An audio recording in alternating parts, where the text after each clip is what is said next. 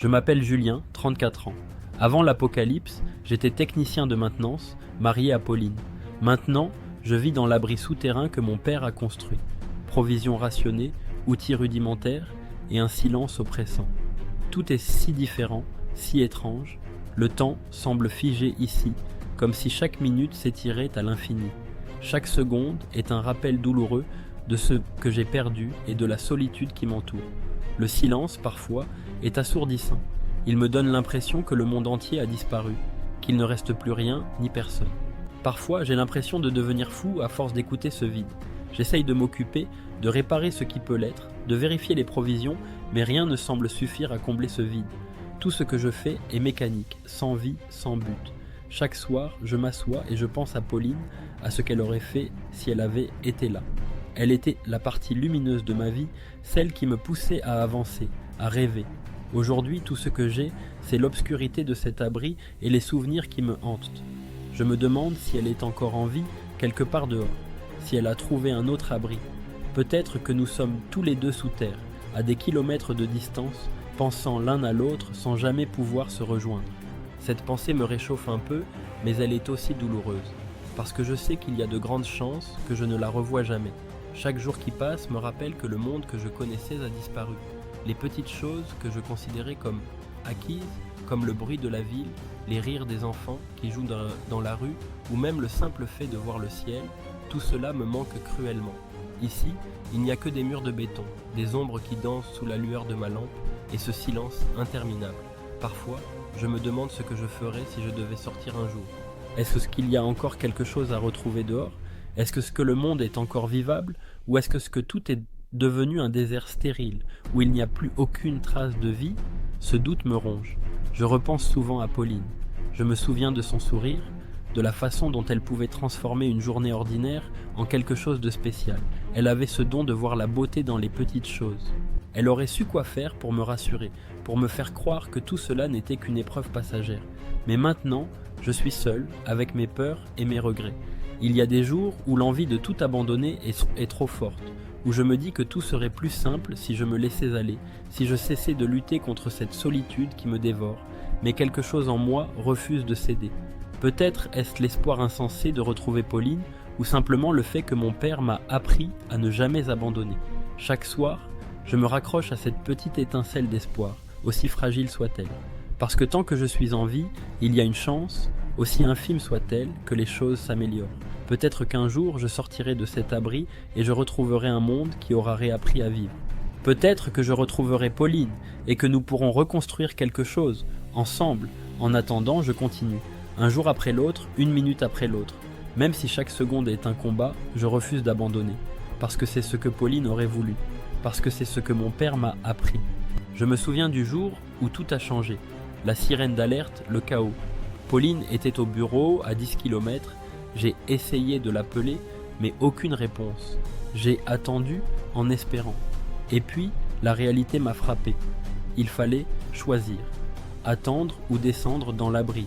J'ai pris la décision de survivre seul. Ce choix me hante chaque jour. Pauline, ai-je fait le bon choix en la laissant derrière ? Ce doute me ronge comme une plaie qui ne guérit jamais. J'aurais voulu la revoir, la serrer une dernière fois dans mes bras. Mon père était un homme prévoyant. Ancien militaire, il croyait à la préparation à tout, peut-être un peu trop. Il est mort il y a 10 ans, mais ses précautions sont ce qui me maintient en vie aujourd'hui. Chaque objet, chaque réserve dans cet abri est le fruit de sa paranoïa, et je ne peux m'empêcher de le remercier en silence. Ma mère, elle, n'a jamais cru à tout ça. Elle disait qu'il était obsédé par la fin du monde. Pourtant, c'est son abri qui m'a sauvé. Je ne sais pas si elle a survécu, où qu'elle soit. Parfois, je me surprends à imaginer qu'elle est dans un abri similaire, quelque part, en train de penser à moi. Les provisions diminuent. Le filtre à eau est défaillant. Chaque gorgée me rappelle que le temps m'est compté. Pire encore, j'entends des bruits au-dessus, comme si quelqu'un ou quelque chose creusait. Est-ce réel, ou est-ce simplement mon esprit qui me joue des tours ? L'isolement et le silence commencent à me rendre fou. Je me sens épié, vulnérable. La nuit, j'entends Pauline, je revois nos moments heureux, nos disputes aussi. Parfois, je lui parle à voix haute comme si elle était là. Ça me fait du bien, même si je sais que ce n'est qu'une illusion. Je me demande ce qu'elle penserait de moi, ici, seul et apeuré. Je décide d'explorer l'abri, de fouiller chaque recoin.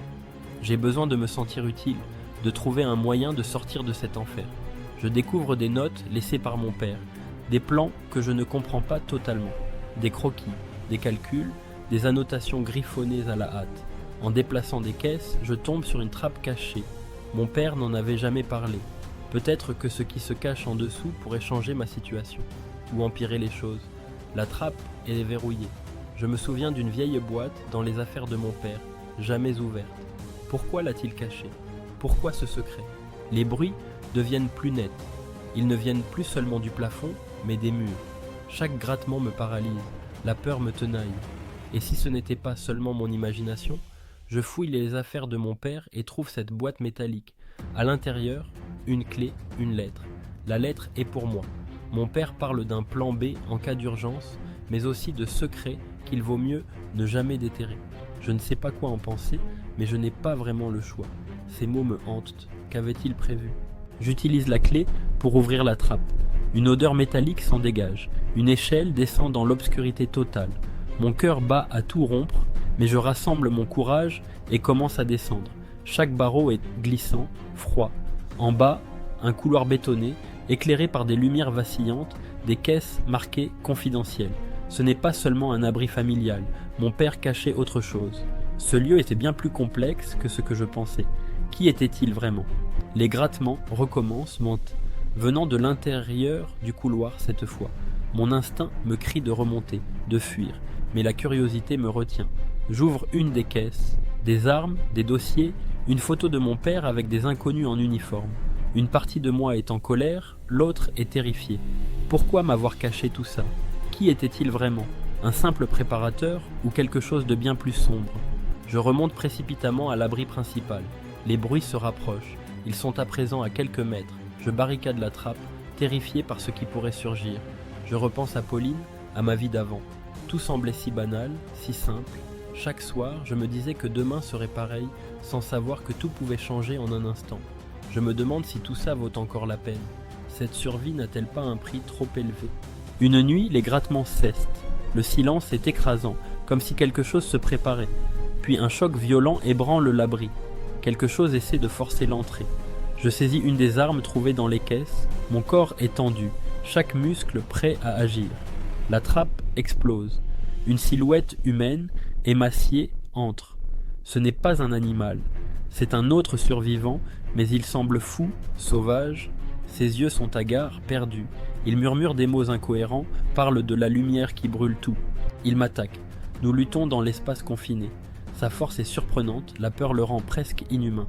Je parviens à le neutraliser, mais je suis blessé. Une coupure profonde à l'épaule. En fouillant ses affaires, je trouve un plan. Il indique un réseau de tunnels reliant plusieurs abris. D'autres personnes, peut-être une chance de comprendre ce qu'il se passe vraiment. L'abri n'est plus sûr. Les murs semblent se refermer sur moi. Je prends le minimum et m'aventure dans les tunnels, en quête de réponses, et peut-être d'autres survivants. Chaque pas est une épreuve. L'obscurité est totale, à peine troublée par ma lampe torche.